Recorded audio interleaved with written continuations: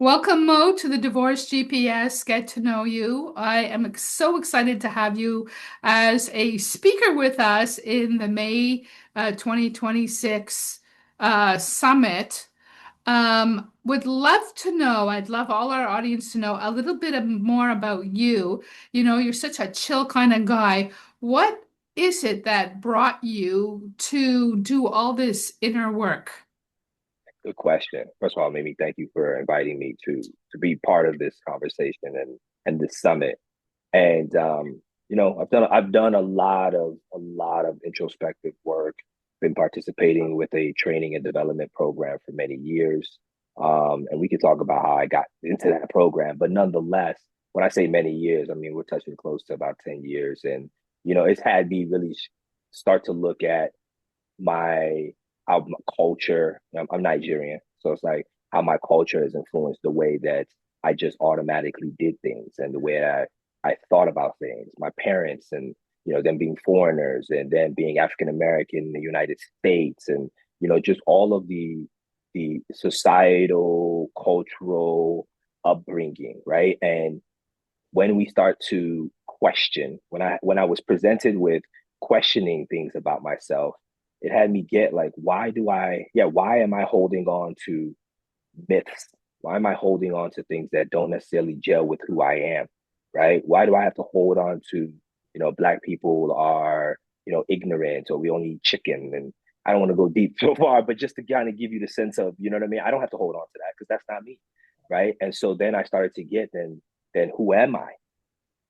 Right? And then I took on the path of I need to be conscious about who I am, and not just conscious, then the actions that I take on a day-to-day basis, who I be, how I talk to people, how I present myself, how I dress, needs to actually be mimic who I say that I am, right? That led me into thinking about branding and marketing. So it also influenced my career paths. Um, and I'll save the story for later about my relationship with my wife. But when we talk about divorce, not that, to be honest, not that I'm divorced, but I have a lot of friends. I'm in the age group where a lot of friends are divorced now. And as I hear about the issues that arose that had them split, a lot of them still friends, which is really cool. I really love that. But the issues that had them split is I've noticed that as I went through my growth and transformation, those issues were similar. The only difference was that I had communication that spared me from potentially having to divorce myself, right? So it's not that anyone is different. It's just a matter of my course was set earlier, and I'm blessed to know the things that I know and been able to implement them across my relationships, and not just with my wife, but just relationships with my employees, relationships with my coworkers, relationships with my kids now, right? So, but we'll get into it. But that's just a little bit so far. That's I know, and it sounds so great from what you've been able to accomplish. But what I really want people to know in this moment is you actually put it down in words.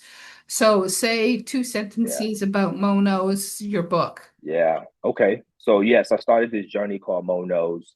And not because I'm trying to be egotistical and I know, but at the same time, because I did start early, and I mean early in the age of 17, right?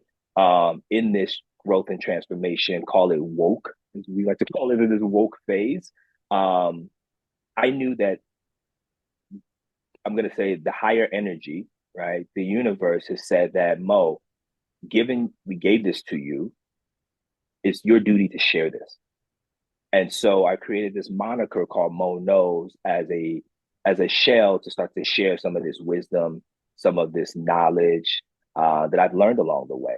And so Mo Knows is a system of wisdoms that I've wrapped into books, and I've been wrapping them into other things as well as it evolves. But I'm wrapping them into books around pertinent topics, relationships being the first topic that I'm going to really put out in the world. And it's really about how we have to acknowledge that relationships are a third person in a relationship. And because we don't see it, most people are unaware of it, but it does exist. And that relationship is the bond of the two people in the relationship. And relationships shift the same way Mo shifts. The same Mo that was 15 is not the same Mo that was 25. It's not the same Mo that is 40, right? And so as I acknowledge my shifting, as my partner acknowledges her shifting, we both then have to acknowledge the shifting of the we, right? And so that's what the conversation that I'm going to be having in my session, relationships, specifically rewriting the love pattern that after divorce, because divorce for some people is just inevitable, but it Right. doesn't have to be something that breaks you. Awesome. Thank you. I love that you took all your learnings and you're bringing the relationship part of it to the summit, and that everything, including parenting, I know you're an extraordinary parent. Thank you. You're extraordinary in business, leadership, success, that Thank kind you. of thing. Like all of that is down on paper in your book, Mono. So I'm thrilled to have you here. Any last words before we go? Yeah, there's actually when you'll get it in the session, but you're also going to get it with the book, and it's actually not just a book of where I'm just throwing thoughts at you and just throwing wisdom at you, but now you get to actually write or rewrite your pattern. So it's very interactive, almost activity based. I used to love these activity books growing up and really putting myself into the story. So I wanted to create this piece for you all to be able to do that as well. And the beautiful thing that I've always learned is once you know it, you can't unknow it. Once you Right. learn something, you can't unlearn it. So then now it's just a matter of, are you going to be responsible to going back to that thing you learned and turning that into action and then into a habit, and then it becomes the new you. And that's what we talk about, rewriting your love pattern. So have Awesome. fun with it, enjoy it. And we're looking forward to hearing that little snippet in your session in May. So I'm thrilled to have you.